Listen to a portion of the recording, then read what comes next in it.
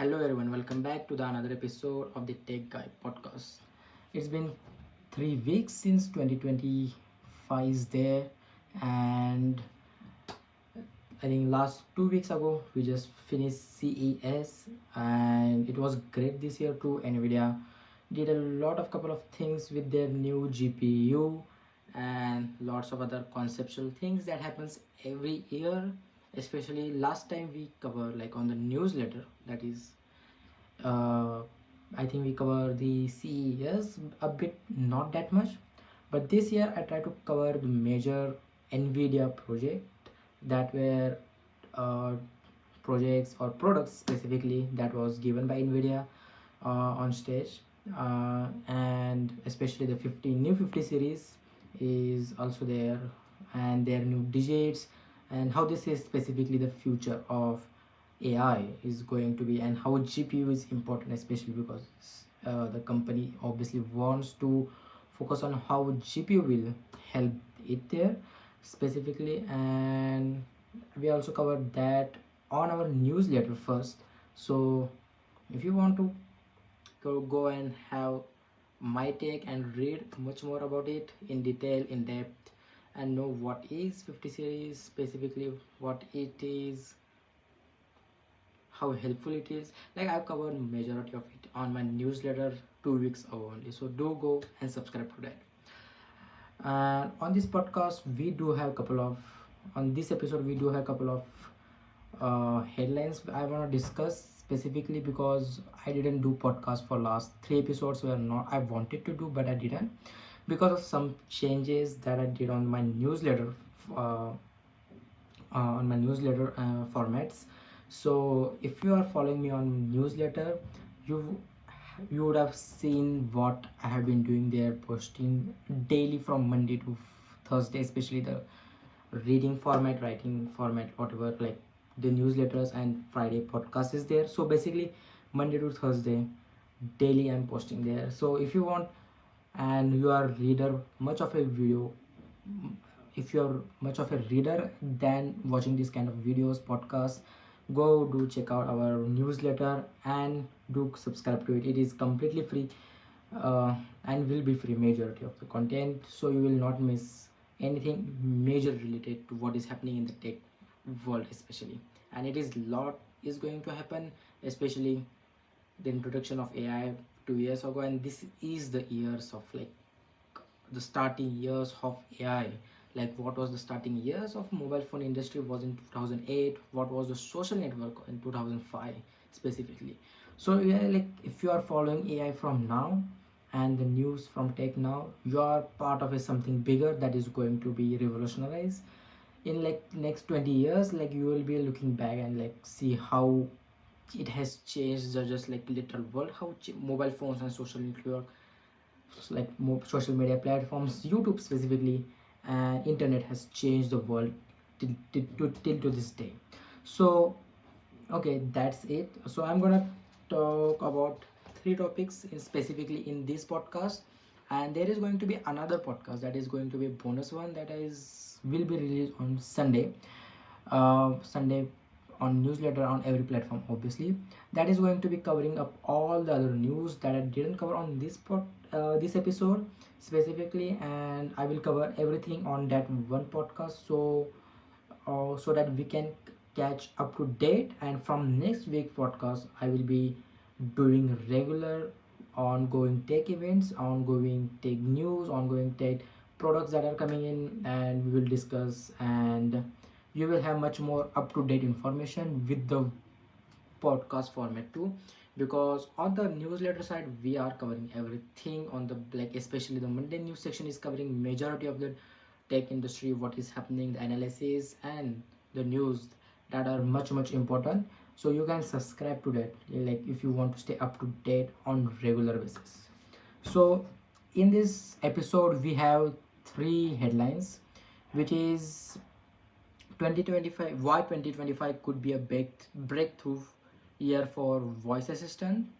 The second headline is creator monetizing content, setting like video footages, how they are monetizing it. And the third one is the TikTok situation that everybody is talking, everybody know what is happening with the TikTok. But yeah, so these are the three major headlines.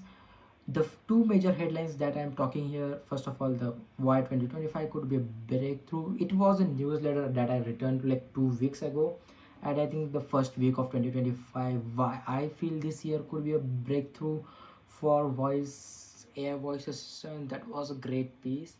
uh, like I had to talk in the podcast too. And the second thing was creator monetizing content. As a creator myself, I want to talk it obviously on the podcast, but I have also written a newsletter piece on it on like 2 weeks ago. That is available to read for free. So, and the TikTok situation, I want to explain it, and also I have covered majority of the TikTok, like going in depth into the geopolitical situation between China and US and the Chinese governments, especially what is its projects and what Chinese companies are going to be, how specifically is going to be difficult for them to grow, especially in outer markets eventually in future. It is much more political, much more like in depth. I have written, try to give complex answers there too. So it is also, a link will be down in the description, especially for my newsletter. Go do and read those pieces if you just want to read. It is available for free on Substack also, or you can go and check from our website. And do subscribe to our email newsletter week daily now, especially like Monday to Thursday reading, Friday is the podcast, and Saturday Sunday we do take off. We don't do that much on Saturday Sunday, but if you want, we can, like, if you are a subscriber, we can much more in future. We'll be doing community discussions, lots of groups will be there, so be a part of it. It is great. So I think let's just start the today's podcast, the Tech Guy podcast. That has been, I wanted to shoot this for like 3 weeks, but it is finally here at the last week of January at least. So let's start the podcast with the latest and the hot news, that is the TikTok situation. So let's start with the TikTok situation first. Let's start why, especially how this occur eventually, that like why this is occurring. So giving you some kind of context around the whole TikTok situation. uh, Besides, it is happening for past more than 1 year, especially in the moving part, like going court discussions, having lots of uh, like court hearings throughout the period, and then Biden administration passing the bill. It passed from the Congress, and the Biden basically signed it, President Biden. And then the court, like especially US government, gave it a time, especially till 2025, to first of all sell your app to the US government, any company in the US, or specifically any the company should be US based, which is basically in China based right now, that is Biden's company. And what US basically wants is to get control over TikTok and its content. It's just like regulations that have not been followed according to the US governments. But it has been happening, and it's not the first time that is TikTok has been banned from another big major countries. Like in India, here where I live, the TikTok is banned in 2020. Yeah, it was banned. It was not a major situation back in those days, even if like how big it is in US right now, because at those time the economics were different. The economy was different for creators. It was like not as big as you think, and TikTok like didn't like try to even get back, specifically when I heard in the news back in those days. And it was chaotic, but not as I see what US creators, US people, and how much big it has gotten in US right now. The reason why I'm saying this is because 4 years back the creator economy was not as big as to call out these big governments is like why you are doing this. And when happened in India, the majority of the users just shifted to another platform like YouTube and uh, when Instagram introduced the reels specifically. And when Instagram introduced reels, majority of the creators just shifted and moved on from the whole event. It is banned. It is also have been banned in one like limited period of time in Pakistan. It has also been banned in Philippines. Majority of the countries it has been banned for multiple times for multiple reasons. For India, the specific reasons were the data regulations and the data protections and how the data is being used by the Chinese government, even though it is not, and we don't even have the proof. But due to obviously it is the Chinese government and the problems having with the Chinese government with geopolitical level at international levels, it is a concern for majority of the people. So that why it was banned in India. Like the same reason why US is trying to ban it, that is again the data protection, the regulations of the content that is being seen, and the counter approach from TikTok is always has been is like we do not compromise, like we do not compromise your data, it is protected. And how uh, Chinese government is not specifically a part of it, and they have been failed every time. Like even after 4 years they have been failed to get back into the internet market. And I get it, like 4 years ago the market was not big, and they didn't fight that much as they are fighting in US right now. And same goes for in US, they are not fighting back much as I see for it. Is what I see from outside perspective here, that is what is happening there is uh, is not light of good kind of like I can say a push from the TikTok for saying like not having that kind of a transparency is not happening in these cases. And that is why TikTok is still banned in India. Like they didn't came back as having the servers or having the servers back in India, like giving the government the transparency whatever they want. And that didn't happen. And that is the major thing here. Same what is happening with the US right now, that what US wants is like just like invest the company in the US and just bring back the whole company towards the US and like give it to someone like in the US or just get banned. And they choose not to do divest. I don't know what was happening till to the last moment. They have to be such moments are happening right now. We will talk about it later. But this is specifically that like it is majorly political battle between the governments. And that is what happening I feel like, because as from government standpoint of view there are no evidences or there are no proofs that has been opposed to the TikTok, or even say as a publicly that we have proof but we can't show publicly. Like there hasn't been a conversation like that. So it is a complex situation, but the solutions are a couple of that none of the parties, especially none of the parties I mean by like from the TikTok side, they are not also trying to be like get 2 steps back and try to do something. But yeah, this is like kind of a basic outlet if you want to know, like just the data protection regulations around the content regulation things. That is why it is getting banned first of all. And it started again in US. It has not been the first time. It has like it is not just this conversation has been happening for the last 2 years, like last year. It the conversation has been happening same time as it is gone banned in India. That is from 2020, when I think the President Trump was in the administration, where he also talked he wants to ban the TikTok, and then he did not, and he got then Biden administration came and he did again wants to ban. So it's like no. And then again Trump comes last at the last moment at the 19th of January, I think, that it all happened. It got banned for a couple of hours and then it got back again.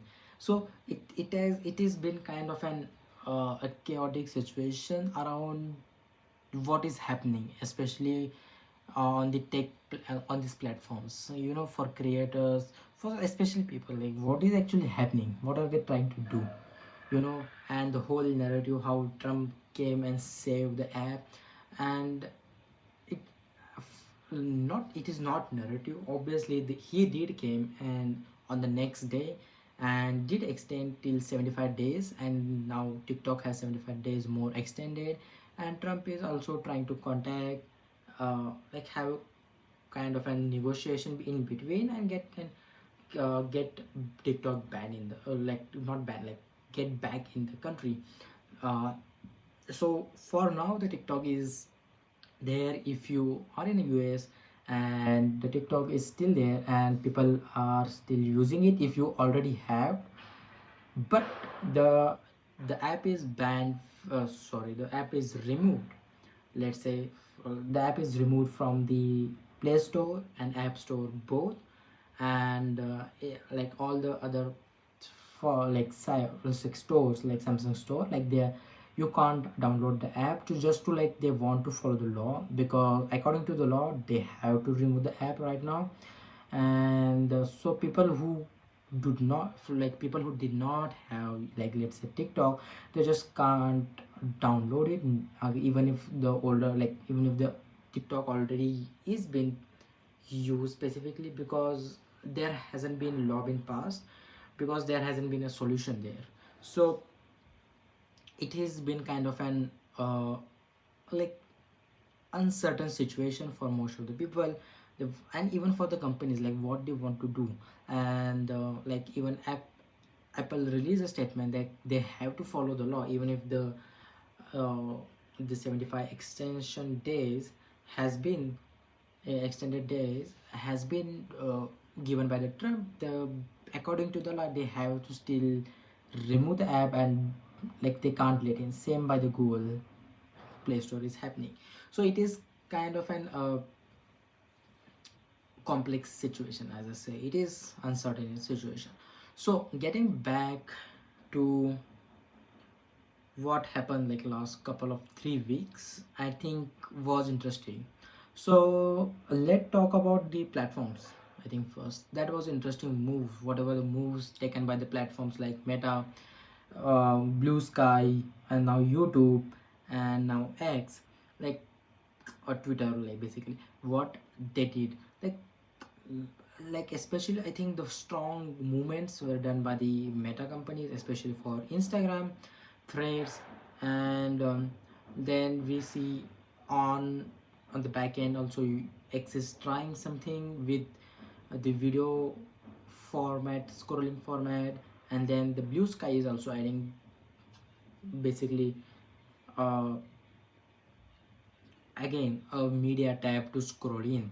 So it is kind of an big deal for other companies, other competitors, to get those users attraction. And what companies and who will get those majority of like how it happened in India.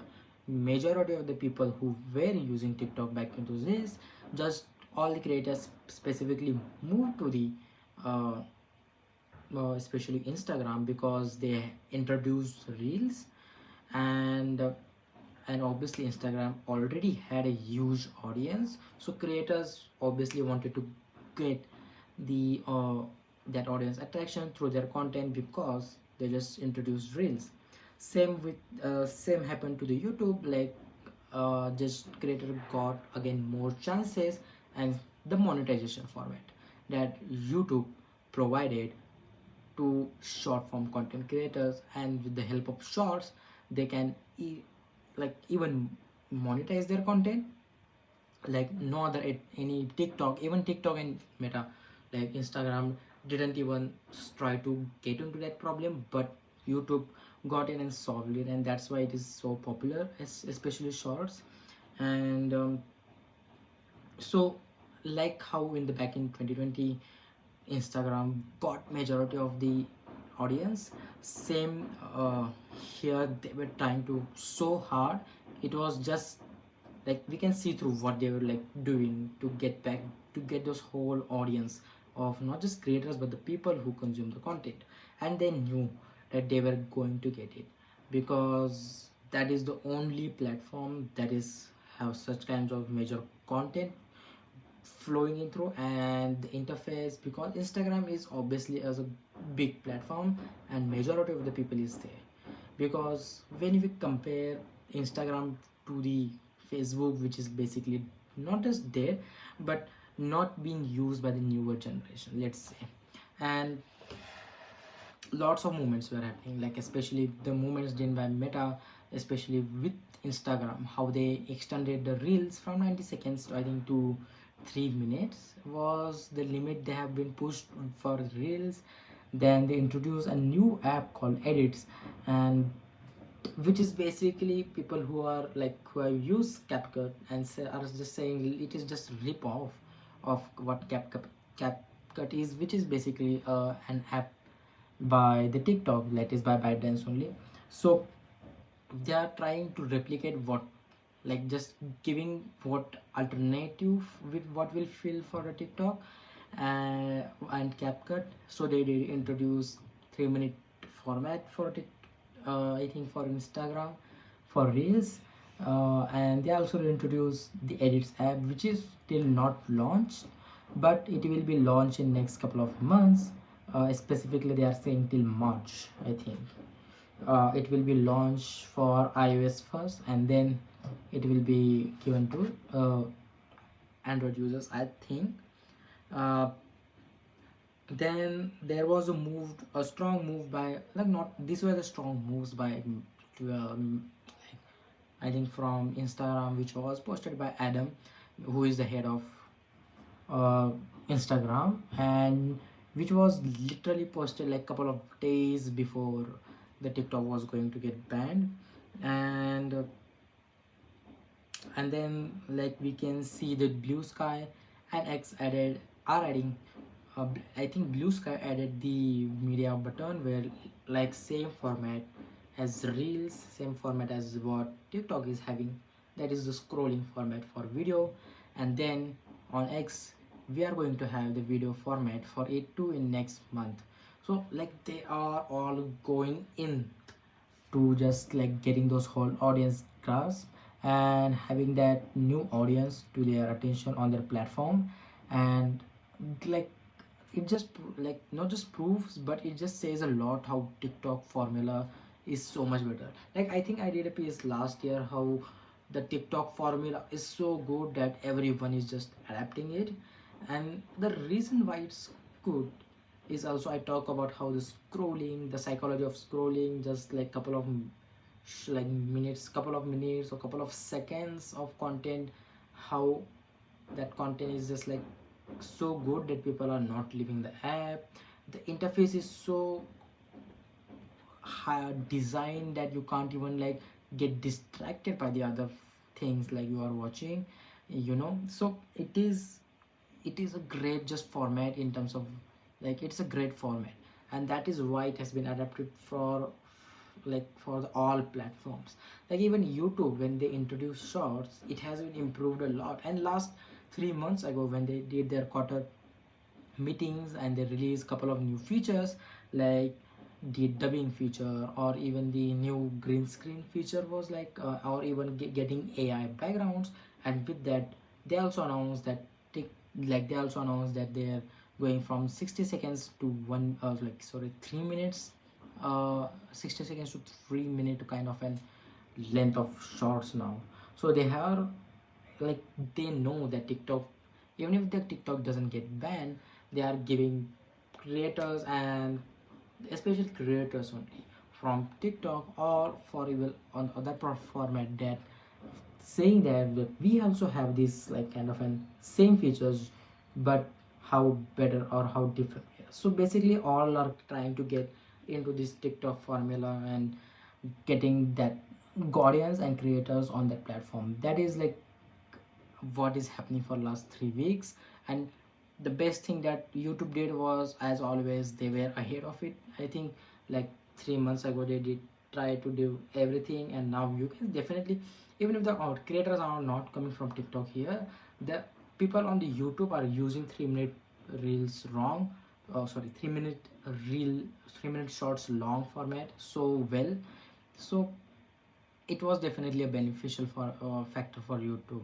So it was a really chaotic week for like platforms too. Like they were trying so hard, like I was saying it, and they will be trying. Like X just wants to be an everything app. X money is going to get introduced, but they are trying to the scrolling forward. Like Instagram already has those. Then Blue Sky, this the latest app that everyone just like knows, as also having those. So everyone wants to get that, like wave of people, like audience. So that is one thing. But in this whole situation, what I feel is that the audience especially were kind of in like, oh, what is happening kind of in mood. And like, I'm not talking about the creators, I'm talking about the like people who use apps like at least once in a day, to scroll, to watch videos especially. So their reaction was, if TikTok is not working, they are like literally going switching flat platforms. YouTube is there, and Instagram Reels is already there. They are optimized already because they have been going for a couple of years. you know Even if TikTok was there, they it is easy for them to switch from, okay, TikTok is banned, like we can switch to another app. Okay, so that was also a conversation I was seeing on the internet from the people, from on Twitter, on threads, is like, okay, the TikTok is getting banned, like what? Like some people were like, okay, we can use different apps. But the other conversation, especially from the creators, especially from people who get what these all platforms are doing, especially at least have basic general knowledge, not general audience. The general audience, other people who know stuff, they were having skepticism, they were having a lot of discussion over it, why it should get banned. Is like, uh, creators should have this platform. Some creators were openly saying even like why TikTok was a kind of a game changer for them, and why it should be allowed to stay in US specifically. Like there was conversation from both sides. People were arguing and having discussions. But for me, was the major factor for me was, from this whole situation, was the how it was basically, people are like, for me it was, is like, why are we fixating on one platform, especially the creators who are starting out, creators who are just new into this game, and just growing the audience and not being able, like, personally what I feel from this whole situation is like, I think these are very much big kind of a whole situation where people are not get do not get the stuff. They just like come on TikTok, just like, just to get some views, post someone, and just like get some views, and that's it. Like, what I want from creators especially, to think strategically for them and for themselves future, not for an app that is not going to be saving your future. Where, yeah, definitely, like established creators can definitely go and say like, oh, how it has changed their format. But because they are already been established, like you can see majority of the big creators out there, like how they have diversified their content towards all the platforms it is available. They have, there is no one creator, there is no, like, one of the most biggest creators in number wise, you can say Mr. Beast, or even like, even in like take what I do, like, let's say, uh, Mr. Who's the boss, then the MKBHD, I just, they are all on all platforms specifically. So they are established, how established creators, how established content creators are doing on well, so other on the platforms. I think we, the creators who are starting new, should also try to be much more what is helpful for ourselves, rather than, you know, you can say what is right or wrong in this situation, because the situation is not good for us, the small creators. Let's say in tomorrow wise, the YouTube, like the whole thing is gone, then what happens to my channel, what happens to us? It is a scary situation for creators. And to have an independent kind of an or even like alternate situation always, for not just for you but for your audience, to support you and to watch your content always, to you should always be looking for the alternate situations. That is what I feel in this whole situation was happening, and creators were, how creators were backing up TikTok. and and it is good that they are doing it, they should do it. Is even I am doing it, like I'm not backing up TikTok, but I'm talking about it at least, like I could have been like I don't care about this situation, like I am talking about this. I have made multiple newsletter pieces about it, like last week. And but as a creator, rather than fixating on a one platform, rather than getting, uh, driven by the platform statistics from one only, like YouTube can't be the only statistics you can have, or even not just Instagram, not just like Substack, I have newsletters, or your website, or like, diversification is a kind of a concept you should, people should, like creators should apply in from their content ways, because there is a reason why shorts exist. There is a reason why big, like there is a reason why a copy, you can say, or a better version, you can say, or a similar thing of a same version exists at multiple things, like how TikTok formula exists on Reels, on YouTube Shorts, uh, like even on Facebook, like the scrolling format exists, or even on now X and Blue Sky.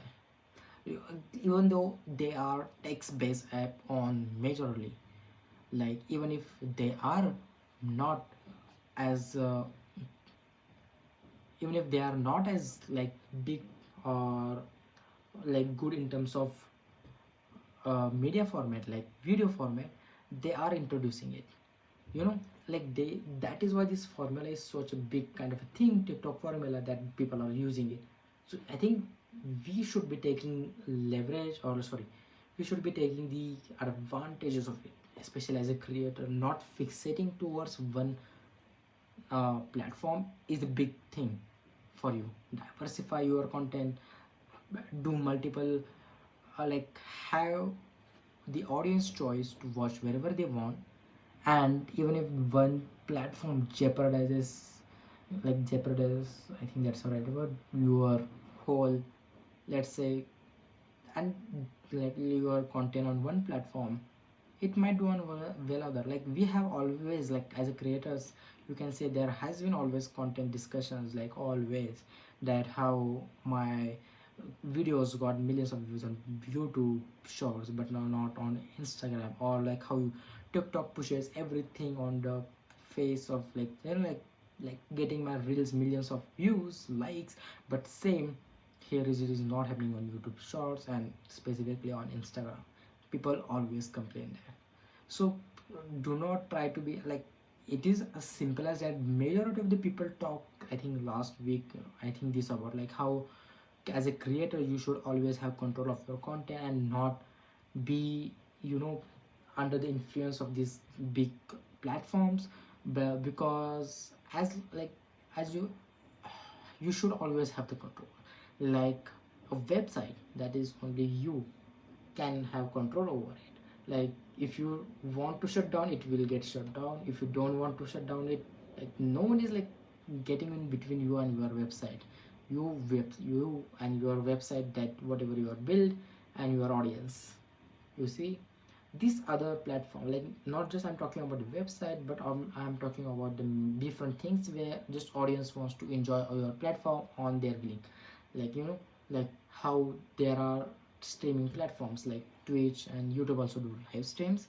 Like how creators like Moist Critical does like different, um like how Moist Critical does uh like he streams on both platforms, on Twitch and you, at the same time. The benefits that you are giving not just to yourself but your audience too, to give them choice to watch whatever, wherever you want. you know so try to be much more like that. It is kind of a simple thing, but I hope creators have understand, especially the small creators, independent creators, and small independent creators, because the established creators, as you can see, they have already diversified their content, and they have already made things that is they're comfortable with. Like, we as a small creators has to go through a lot of things, like not just like the process of going through, not just growing the audience, but there are a lot of money issues going through, monetization issues, and a lot of deals get screwed over because of some kind of things. Like, a lot of things are happening. So, like, even as a small creator, I wanted to say this to, like, to all creators out there, just to focus on creating content and how you should be using those platforms. The platform shouldn't be using you. You are the main thing. If you don't exist, those platforms don't even exist out there in their own. Like, YouTube wouldn't exist because of us, content creators. Like, Instagram wouldn't exist also. Like, think in a that way, rather than thinking how that one platform like TikTok is my kind of a big thing for me. Obviously it's a big thing, but it's not now a creator level thing that has been happening. It has become a political thing, and circumstances geopolitical circumstances are happening with it, and it's not a good thing. you know when politics gets involved, those people don't understand things. It's a complex situations, and as you see yourself, like what happened, like last administration, the President Biden administration did not want to take the blame that, oh, we are banning TikTok. Like, they did not even talk about it much in their whole election campaign. Like how Trump even wanted to ban TikTok like 4 years ago in 2020. Now want to save TikTok, as he says, and how headlines are saying, uh, you know, at one narrative way, like he wants to save TikTok because this was the guy same person who wants to ban it in, I think, in 2020. So you see, it is not as simple as you think.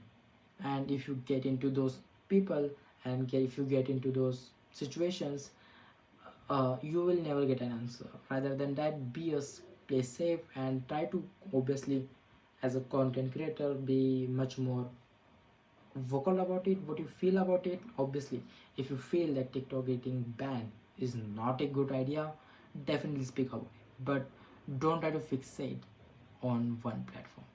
Be be kind of and diversify your content. Okay, that is what a major factor in this, what I'm trying to say here. Like, I think lots of big creators, like, I think short form creators, what I see on Instagram reels especially, are in US based, like really talked about how banning TikTok is not a solution there.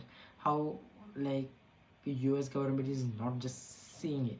It's like, what I'm trying to say is, like, those creators, I think, are doing great in their terms too. Like how they think, like, they are uh, taking their big audience and their big influence and speaking it their life. Like, that is a good thing. And what is going to happen in next 75 days, like, I think now only 70 or 68 days are remaining. The 1 week has been passed since Trump has been passed the law, I think, last Monday. So it is it it is going to be interesting how the solutions are going to be.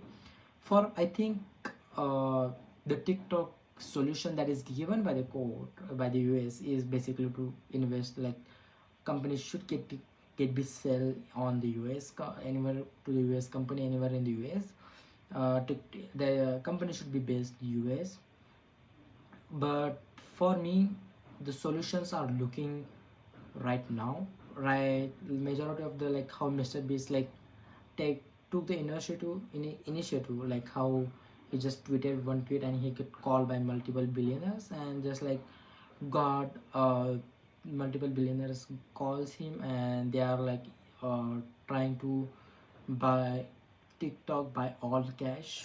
I think that is also going on, uh, all cash format, and Mr. Beast is one of them trying to get done. There is another group of investors which involves Oracle, which handles basically the servers of TikTok in US base, that is in California and Texas, I think. Yep. Oracle is one that is handling the servers, and uh, Trump also, I think, they took the try to sell the like he also wants to give it to Oracle, I think. Then there is again Microsoft is in talks. Microsoft is one of the investors who wants to uh, get the TikTok also, so they are also in the talks to try to buy it. There are multiple options, lots of things can happen. And is there going to be a defense from Chinese government, like you can't sell TikTok on, like we haven't heard from their side, because as a report from Reuters, I think, I will link down in the description.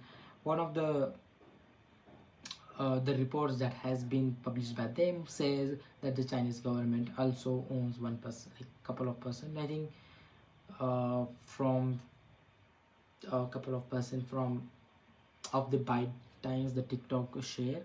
So it is kind of an, there hasn't been kind of a move from their side to it can happen.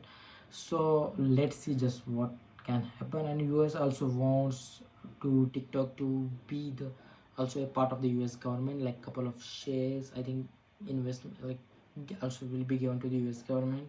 Lots of things. And as lots of things are sorry, as lots of things are happening into this space, as lots of investors are getting like lots of investments are getting into this cash flow. It is going to be interesting for next couple of months, that how TikTok is going to shape, or which company gets it or who gets it, because that is a big company. And who gets the TikTok algorithm? Is that going to be a couple situation where the TikTok algorithm is going to get sell, or the whole technology what TikTok uses? It's a big deal, not a simple problem, complex problem. And I also talk about how it is because of how Chinese government's behavior for like past years, not just like a couple of years, but like past decades, how because of their behavior, like the untrust of the all governments over China is kind of an made this kind of a whole situation happen. And it is going to happen for all the for like it is going to get happen for all the platforms, all the, I think, companies who are uh, a part of a Chinese company, who are a part of, like, they are not going to get penetrated in the, like, as big as TikTok and just grow however they want, because the Chinese government is untrustworthy, especially for all the governments, not just US, but like Indo-China problems, India, Russia, China, like they have their like how geopolitical problems are going. Because of that, it is going to get affected always. Even if people are saying that they are going to read, no, even if that whole app is in the Mandarin Chinese, uh, it is going to get limelight again in the like the law again are going to get passed uh, in it. And the whole cycle will just like repeat and repeat, because I think one of the most big, or the one of the most like great example is like the PUBG situation, what happened in couple of years ago. Like, it was basically a game that was under a Chinese government, the servers and the specifically the game was made on the Tencent. But what I'm trying to say here is like the whole PUBG situation, what happened, it got banned because of how not being transparent with the data protection of the people. the gamers, like people who are playing the game, mm, it was not been transparent, and it Indian government saw that the regulations were not being followed by the game companies, especially when there is China involved in the server system. They were concerned, and that is why the PUBG got banned too. It was the main reason. Even if people getting addicted, like the things were there, but the main reason was for the involvement of the China company, and how Chinese government can use the data again, you know. So it was a big deal. It got banned because of that, and that is why the PUBG got reformatted, and the company, basically, which was a Korean company, took the basically rights from the PUBG rights from them, and sorry, took the PUBG rights from that company, and just like re-released the game under the name of BGMI, Battleground Mobile India, I think the full form it is, and now it is available. The same maps, like the same format, but the game, that is the whole game, is built for only and only Indian players. Like the influence of that game, the market that game created, so many creators got chances, so many gamers in India, gaming industry just got boomed because of that game, and banning was not a good idea. And obviously the company, which is obviously a Korean, yes, a Korean company, then wanted that market to capture. That's why that game is being republished as BGMI right now in India, and is still going on, which is available now in App Store and Play Store both. Yep. And it is going again great as it was before. People are still playing it. The seasons are there, even if there is like a big game company giving, like there are big other games too. Like there is, I think, um, mm, yeah, I think there is also Call of Duty. That is one of the most biggest franchise, biggest IP names you can see, and even BGMI beats that. Like the craze amount, like it's that amount of craze. So like you can see the market, how it is like, and because of Chinese involvement, government, it was going to get banned, and it got banned basically. You can see, like I'm trying to make parallel situations here. Like there is one kind of a solution there in future where TikTok just gets sell to the US, and the only content that they are making is not getting out of US. Like the content people are seeing in US are only US based, like how Indian players in are only going against Indian players. The server is not getting out of India. The servers are in India, the game is based in India, and basically this is how it works right now. And they have followed a lot of uh, feedback. They did a testing for it, and it can be a solution for TikTok too. Like only TikTok, or TikTok only for US people, like 350 million, I think the population of uh, I think of US is, and the US, and there is also that kind of a solution too, to use TikTok only for US, the only TikTok for TikTok, like a TikTok US, you can say. Yeah, like people will only be able to see US content, people will only be able to see their own content. Like that is what the solution was for BGMI. Like rather than getting involved with Chinese company, I think Tencent, and rather than getting involved with other players from outside country, the people are only, the BGMI is only available with own servers, with own Indian players. It can be a solution, who knows. But I'm trying to here give here you a bit of a context, how like it will always be a problem where the Chinese governments are involved, and it is always going to be problematic because the untrustworthiness of that specifically government, the Chinese government. So it will always happen, I think. Yeah. And same, I talk about this in my newsletter, and taking it to further why it was happening. like like it is kind of an like a not a good situation for the companies in China to scale further. Like like now what happening with the deepfake situation. So like it is kind of a close call. Let's see what happens in like with the whole TikTok situation in future.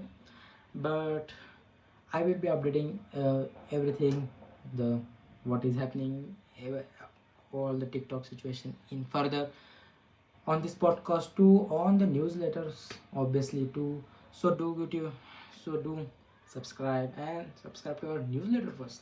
That is what I will highly recommend. Even if you don't do podcasts, I will definitely go and just let, if you are a reader, if you are a video, if you enjoy the podcast like video formatting, do subscribe to the, like, I am not stopping doing this. It's just like there can be certain delays, like this week's podcast Friday is coming because I'm shooting it in Thursday, but there can be some delays, like Friday podcast can be delayed to Saturdays, but not newsletter. At least you are getting a Monday news section where everything is curated towards what you want, what you need to know, especially whatever is happening in the tech space. So let's move to the next story. We will take a short break, and after a short break we are going to talk the creator monetization system.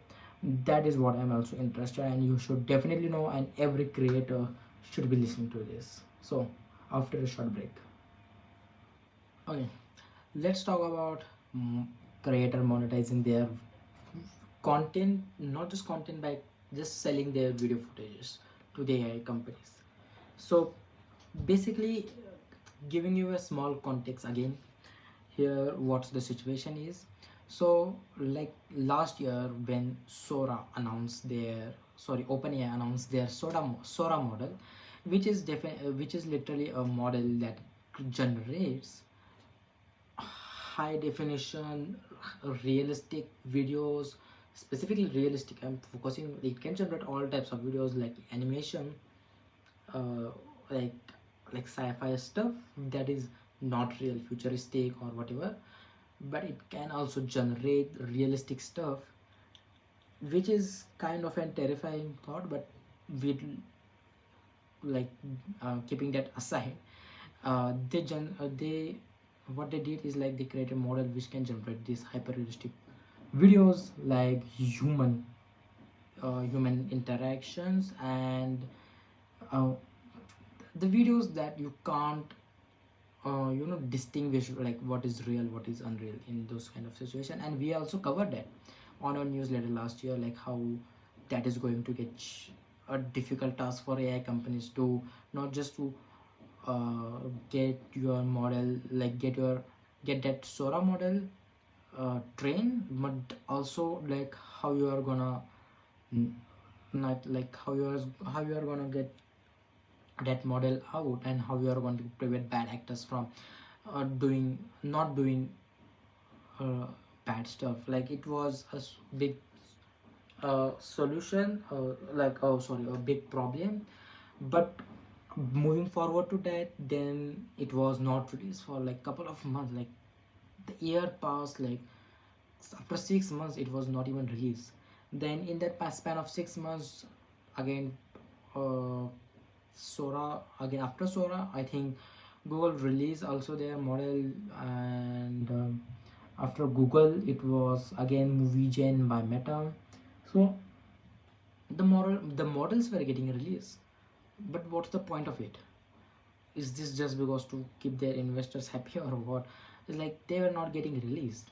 But then last couple, like 2 months ago, in month of November, it the Sora model got released publicly. And yeah, and now you can use Sora model not for free. It is available, I think, only for pro users of ChatGPT. So you have to be with the pro user, but it is available publicly now. You can go and see the MK video done by the MK PhD, which she got, I think, early access to it 1 week or 2 week ago for that Sora model. And he talk about how detailed in depth he goes, specifically how how it is creating, like what kind of content it can create, like videos by prompts, and how it is creating those kind of stuff. If you want to know about that, go do check out his video. But the major thing is they did release it, and they did some good stuff about how they are going to get prevented by the bad actors. But the main stuff is the main problem with that whole Sora model, movie gen by Meta, or even Google's model. The problem is how they are going to scale that model, because that model again, it is not perfect, it is not good with again fingers, it is not good again with all prompts. Like, you can curate the perfect prompt, it can get correct, but not all prompts can get corrected. Like, there is a slight difference where when you are creating human hyper realistic situations, you can see spot that, oh, it is made by AI, it is not real literally.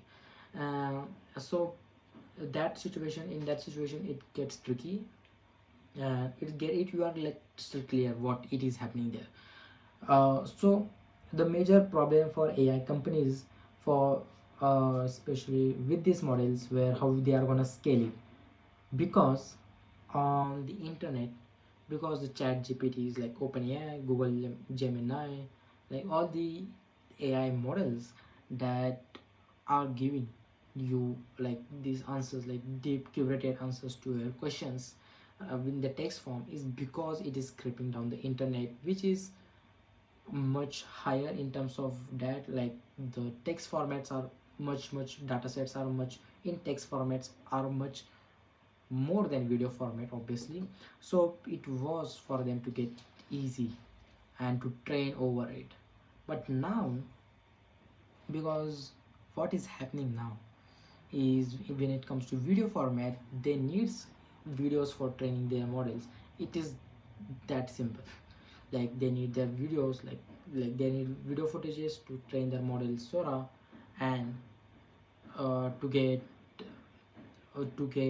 their model been trained, and to give again a better version of it. Like, from how ChatGPT 1, like 4 or 1 is there, Omni model is there, like again the futuristic version to get more of it. So that is why datasets are important for those Sora model, and those datasets are coming from videos. So where are those videos coming from? So majorly those videos are coming from internet, free access. Okay, let's say like how OpenAI talked about it, like how they used internet's free resources models.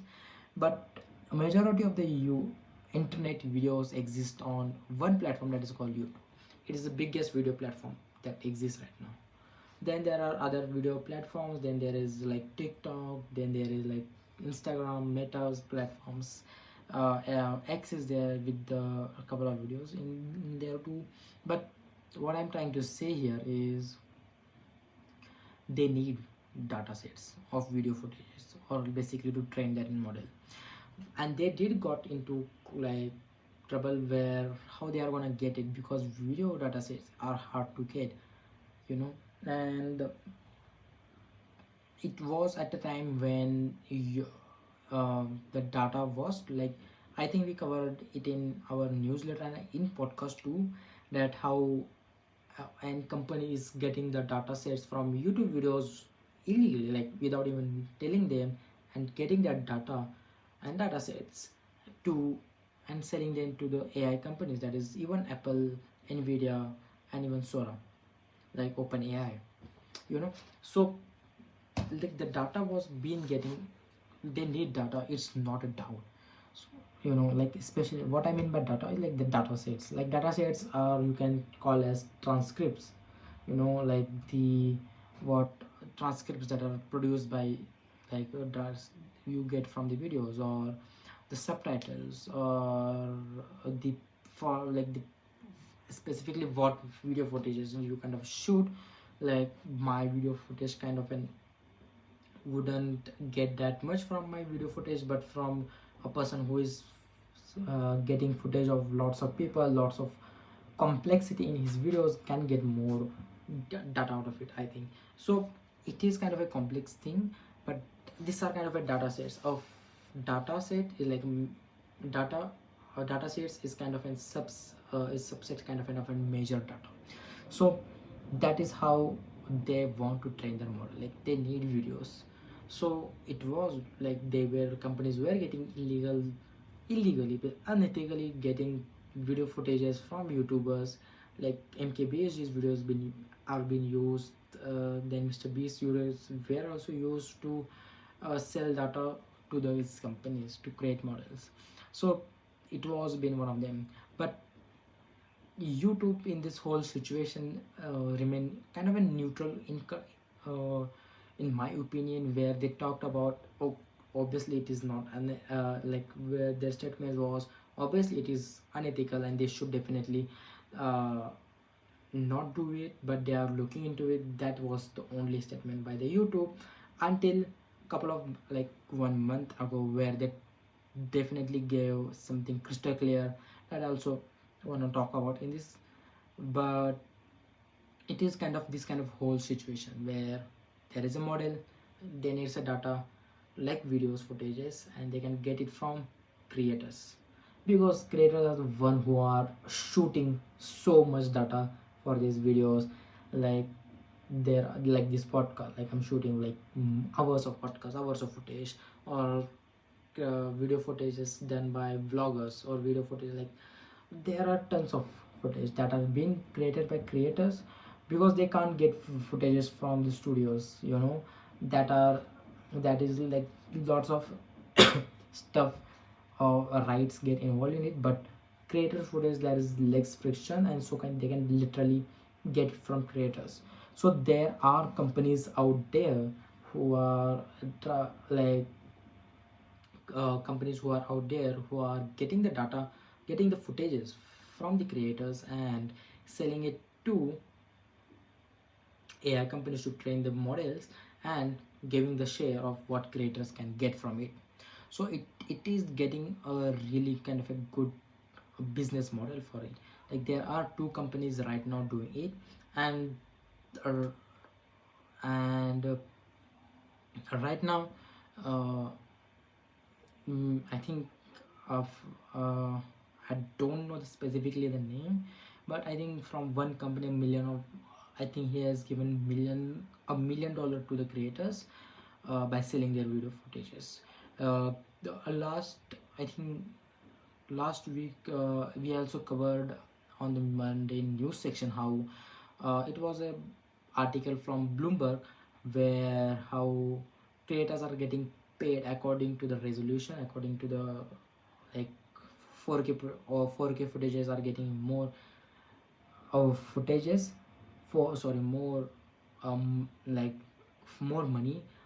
If you give them 4K footages, if you give them 1080p, or then there is less. Like the video footages are getting sold by per minute. So if you give this much minute of videos, uh, with depend upon the whatever the I think video footages they are depend, so resolution of video footage, that is 4K, 1080p, whatever you are selling it, depending upon that you are getting paid per minute of video footages that you are selling, according to the report by Bloomberg, that we also covered in the newsletter Monday news section.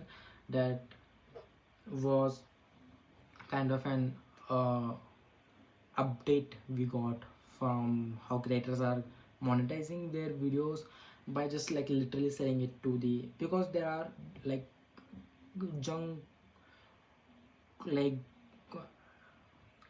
you can say junk of footage that is getting just gets stored and never get published to the never get published on our channels. And that is also a good main thing in this video selling like business is going on, that the the videos that are getting sold are unpublished. So basically the videos that are got published, they are not taking those videos, they are taking the unpublished footage from the creators. Specifically that was mentioned in that report. So it is kind of a good situation. At least the creators are getting a paid getting paid in this situation also, because like unethically just ripping off their content is not a good idea, and not a good for solution for what creators go through everybody. Like I just don't like when they make kind of mm, get their data from creators, from authors, like from publishers, from, and make a model over it and train their model over it, and they like make billions of dollars over it. Like, what, you know what I'm trying to say? Yeah, unethically doing stuff. So it is kind of in that situation, but at least now the creators are getting paid in this whole situation, which is good, which is good. That is also a great idea for creators. Like, moving forward, I can see that more creators will be joining those things, because who don't needs money. Like, as a creators, we need to get sustainable amount of income sources from multiple sources, uh, and it is one of them that will be a kind of a norm in future, I think. Like, there can be only a creator, or not just creator, like there can be a person who will just shoot videos out in public and just sell it to those companies. There can be that too. Like, I'm just worried about how our data is getting used by the social media platforms, like especially Instagram. That is, majority of the media is getting uploaded. Like, so Instagram is a photos platform, it is a video platform, and it is also a text platform. Like, with now, like, not text, but I'm just like, I want to deep dive into it too, like how Instagram, how use our data, what kind of, like, how they can use our data specifically. Stay tuned for that too. But like, we can do it in future, but it is a kind of a big situation. So that is one of thing. Then another thing that YouTube did, that I mentioned earlier, that what YouTube, one of the most a really good move by YouTube. What they really did is, like, YouTube is now um, allowing to option in and out. If you want to sell your video footages, or not just sell, basically, if you want to, if you want your video footages to be used by other third party companies, you can opt in. Basically, you can, okay, they can use my video footages, or you can opt out. So they are giving an option there to, so they are giving an option there, so for creators at least, uh, to not get our data. Like, it's a kind of an option, like you can say, like, allow to use the third party to my video footages, don't allow. Like, that is kind of a situation there. But I think what they did there is just for them, to for their future. For me, I think it is just kind of a safe bet for their own future. Like, obviously, like how Google will be using the YouTube's data. So what they want is creators who have option in to allow third party to get the data from their videos. Is like, if the creators who allow, they will be getting the use the data of it, and just to get, not get legally uh, legal difficulties in the future, I think. But it is a good option to have, to not let, to at least let people know, to at least let those, at least let the platform know that, at least let those platform knows that we don't want our, or we do, or we don't want our data to get been used for AI training. Same thing is done on Substack in last year only.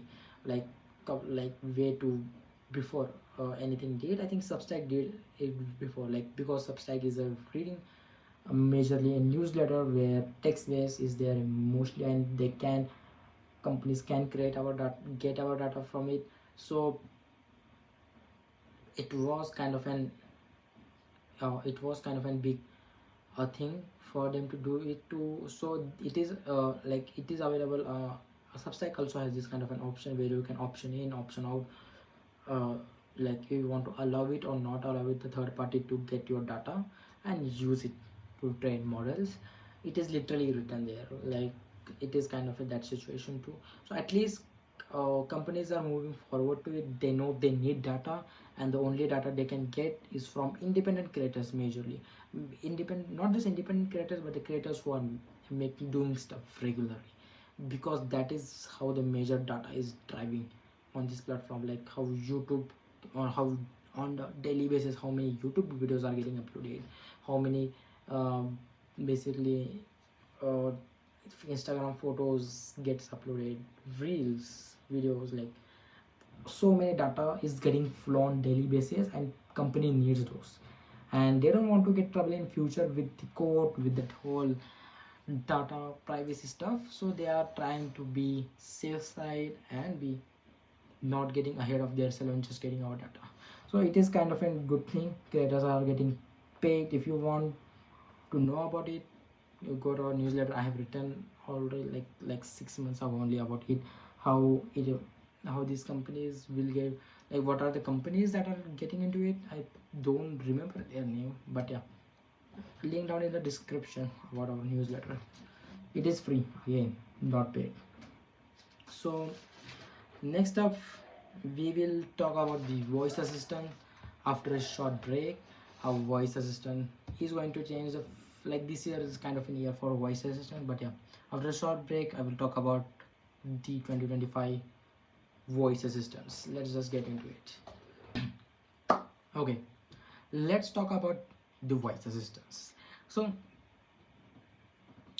the headline of this is like why I feel like this 2025 is going to be is year for voice assistant, or major big changes are going to be there. The reason why I feel like this is because uh how AI is getting integrated with voice, like how AI was the only choice, like to get, like how AI technology is the only way, I think, was to get integrated with voice assistant and to create something what we wanted for years, to have a great voice assistant that is not been provided by much of these companies till until uh, this year it is going to happen. I think it's kind of a prediction of 2025, a start at least, not kind of an like a full-fledged what we always wanted, but let's talk about why I feel this. So again, I have written a written piece about it on my newsletter. Do check it out.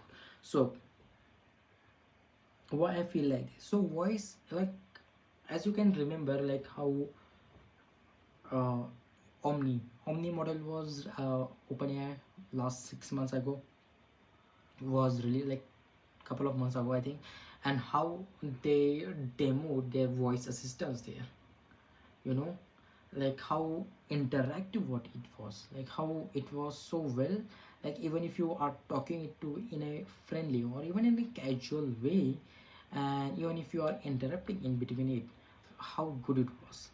It calculating and responding back.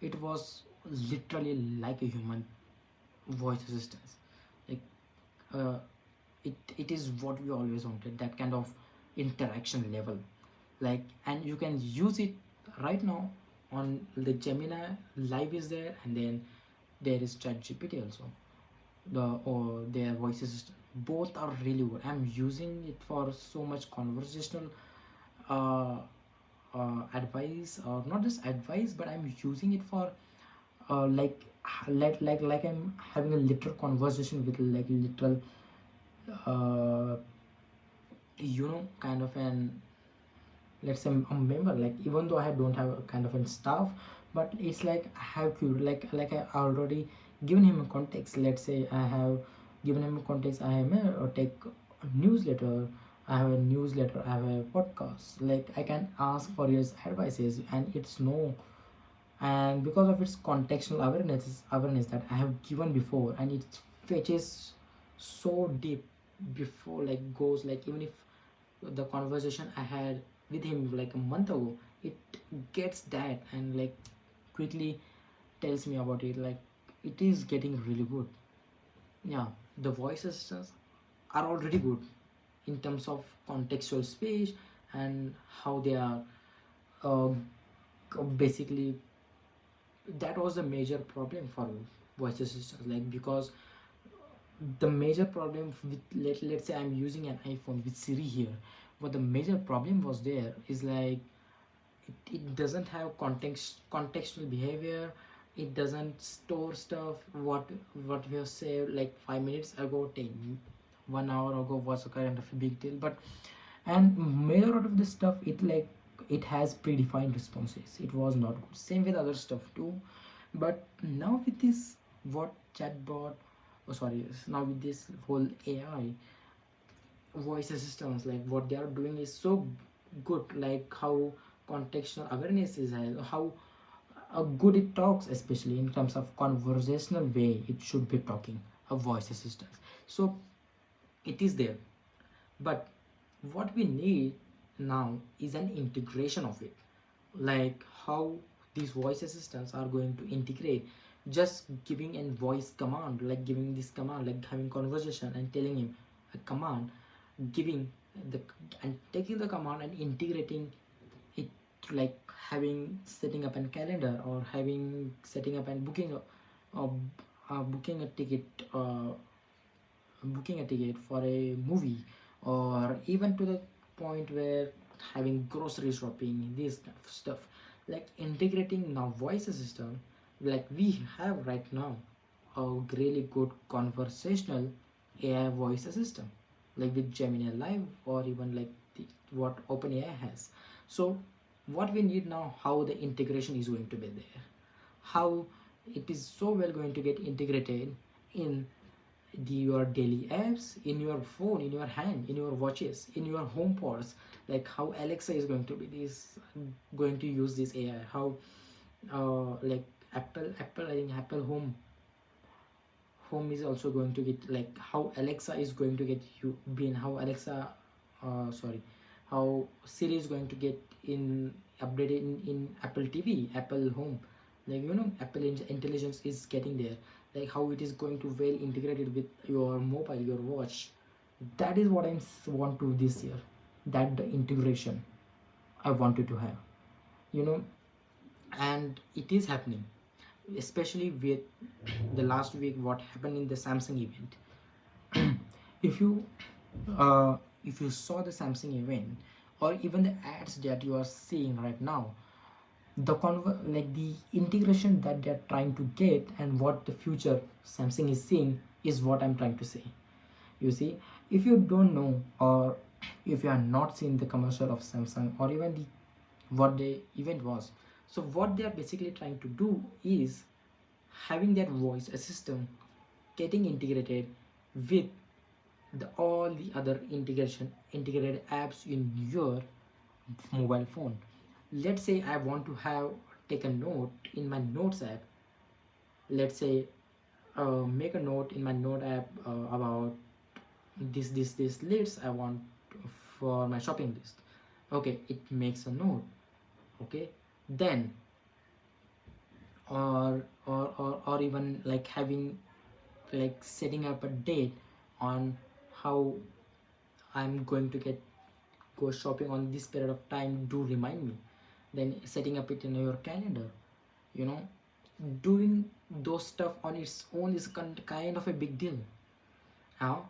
And they took it further, and how that shopping list is going to get integrated with the calendar, and how those both are getting created. Like it is not just one command and one pass down. It is going to get deep down and integrated so well with your phone apps, like with your notes, with your calendar, with your productivity apps. Whatever you use, like tick I use, like how it will get integrated in that. The weather app that the Samsung provided, like the brief widget, is such a good thing. you know like summarizing your daily task in that whole widget with the AI, with the help of AI. you know Same with the having contextual awareness of what is that happening in that email, specifically. Is there going to be an event? Is there going to be a meeting schedule for me?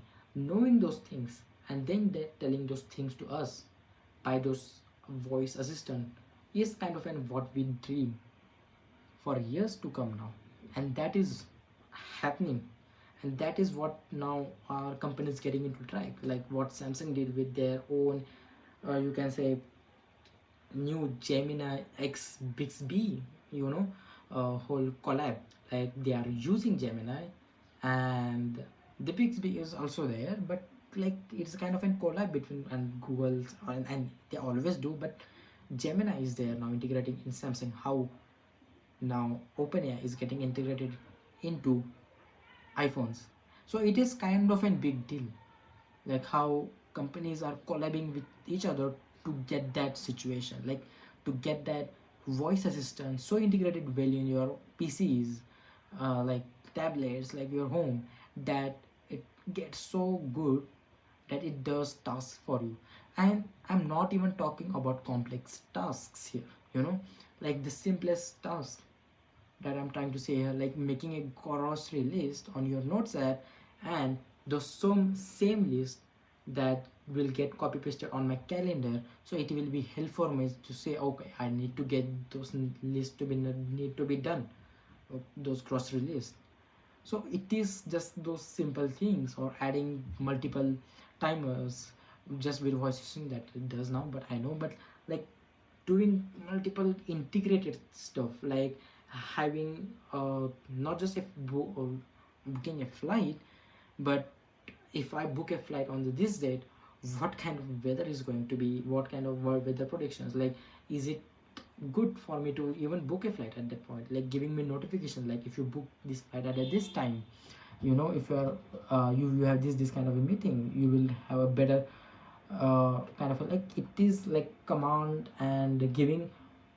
It's like a one-to-one conversation like you have with your own assistants, but now that you are having with your own voice assistants in your phone.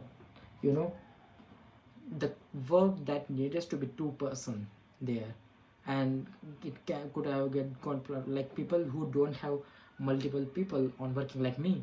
I'm just working alone with this whole stuff. They can have great beneficial, like getting those stuff make, like as I'm doing more things, like I'm doing newsletter, I'm doing my podcast, I'm doing my multiple videos, it is going to get difficult for me. I need more people to hire, but for now at the initial stage I need something like apps like calendar, and thing I need notes app, I need productivity apps to I need sticky notes to just get integrated these all things and do get the work done. But if I just have a voice assistant, it would be much easier. And I'm just talking about this in the situational, about as a content creator.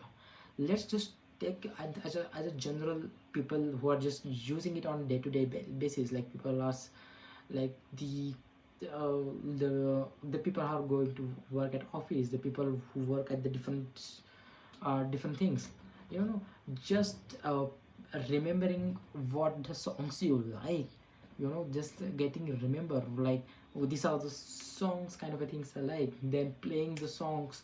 If I just say, like, play the songs, like, hey Alexa or hey Siri, play the song I like, or play my playlist, playing that specific playlist, playing the specific songs that I've been repeatedly, you know like listening to it, knowing what my favorite artists are that I follow, getting that contextual behavior, like context is much more important in this situation. That is what I'm trying to say. That is much more important than anything you can get out of voice assistant. These are such a simple thing I'm talking here, but can make a big difference on day-to-day life, even using those voice assistants. Nowadays I don't even use voice assistants on this task because they can't even do this. Like, even if I tell my Siri to play some music, it goes to Apple Music. I don't want to get there. First of all, it can't do it. It has so many frictionless experience, that not just me, because I can at least handle some kind of friction if I can get a great experience, but not majority of the people can handle friction. That frictionless experience is what I want from voice assistants. That's why I feel like when Gemini Live, OpenAI, there, how voice assistant were doing so well, I was like, okay, this is it. This is what feels like a kind of an we are back at doing voice assistant again this year. And Samsung started it with this year, especially with their how even their whole campaign is about how that girl is adding or moving up her schedule from uh, one time for one time from one day to specific to another day specific, just moving up. that is the goal of voice assistant. Like, even if you think as a kind of a dedicated kind of, that is kind of a simple thing, but just think that nowadays those voice assistants, those can't do that, those are not integrated with your calendar.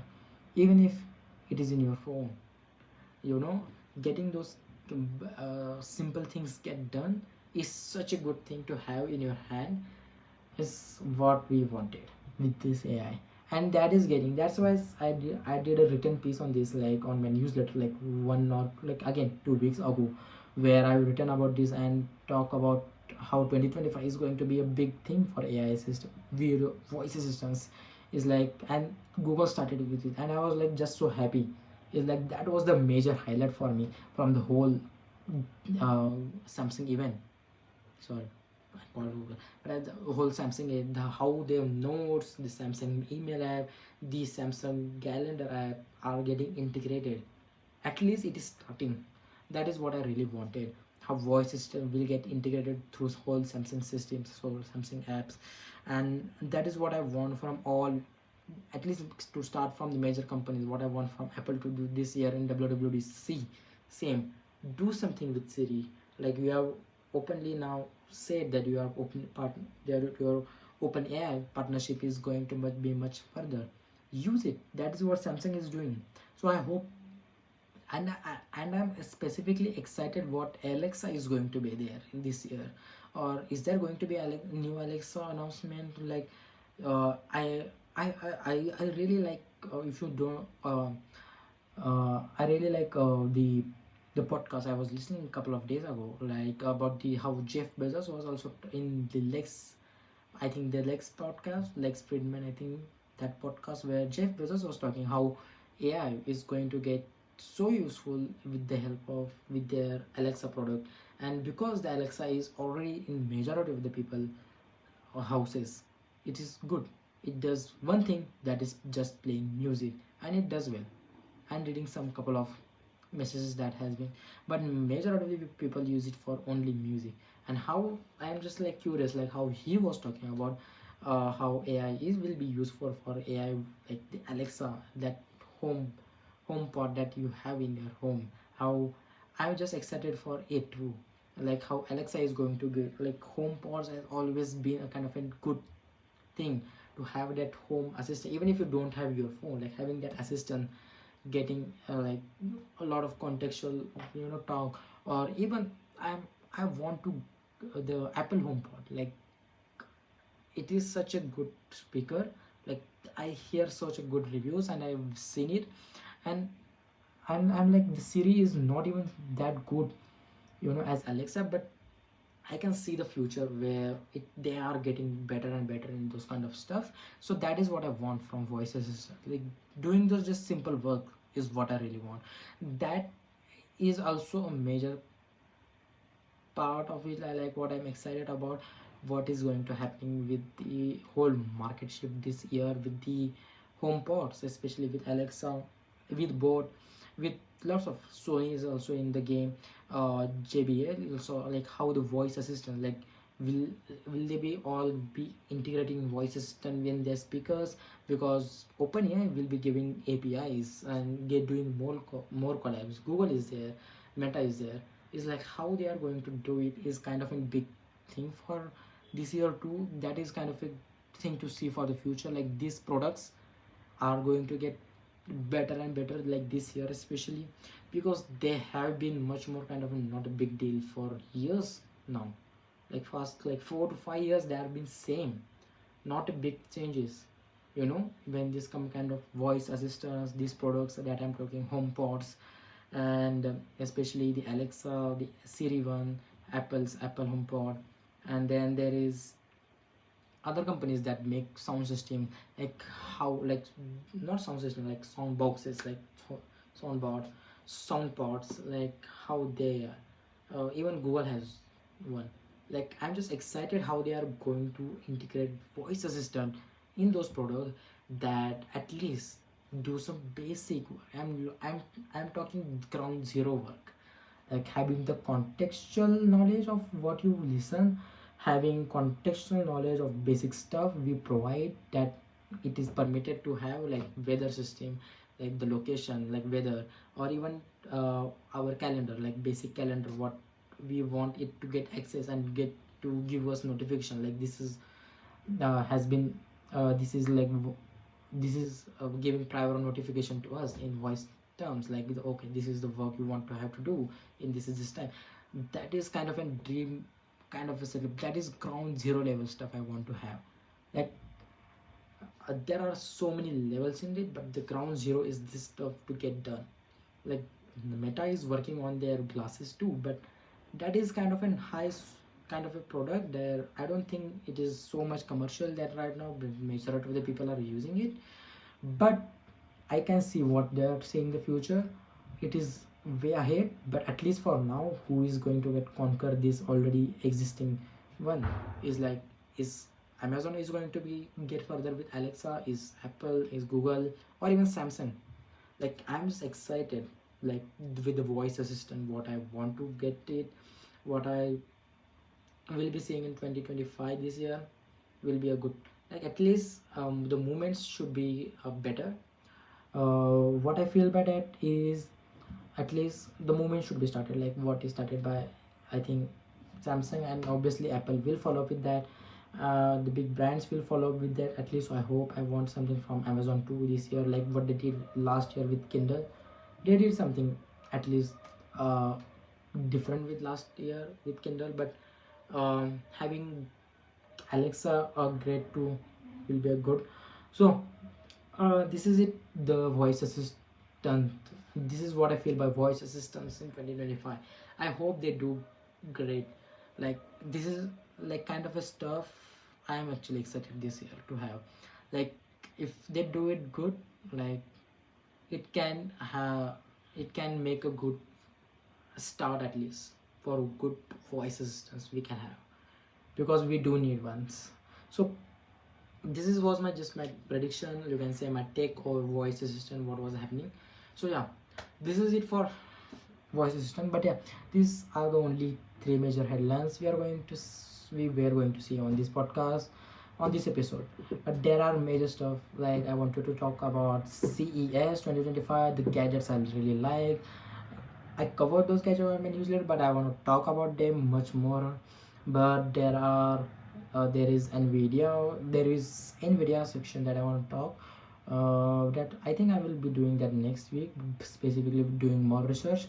But there is basic stuff that I want to talk about, the things that, and some couple of updates for our newsletter. And because even if I told you what I'm doing, but there is kind of a major shift I want to make there too.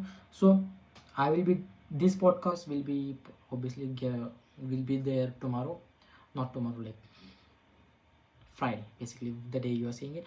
But there will be another podcast that will be uploaded on Sunday morning.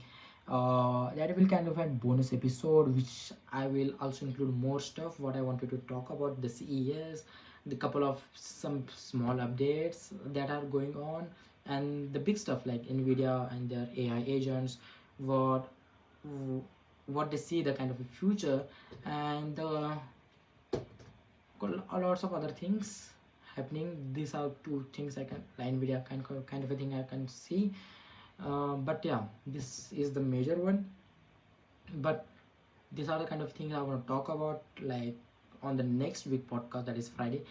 So there are going to be like a bonus podcast Saturday, Sunday.